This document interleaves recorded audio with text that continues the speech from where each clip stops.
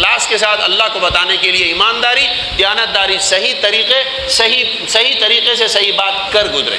कौन क्या कहता है, चंद दिन के बाद खामोश होकर आपके पाँव में आके पड़ेगा, इसकी परवाह ना कर। लेकिन साफ सीधी सादी सी बुनियादी शर्त यह है कि वो अल्लाह के लिए हो काम, बताने दिखाने के लिए, अपने को बड़ा मानने समझने के लिए और अपनी वाह और शोशा करवाने के लिए ना हो। ये वाला काम हो अल्लाह की रज़ा के लिए। फिर देखिए अल्लाह ताला कैसे हाथ पकड़ते हैं। जब चाहे इसका तजर्बा कर लें, अल्लाह के लिए करें। जो भी आज तक गुनाहों में मुब्तला थे छोड़ें अल्लाह के लिए। ताल्लुकात बिगड़े हुए थे छोड़ें अल्लाह के लिए।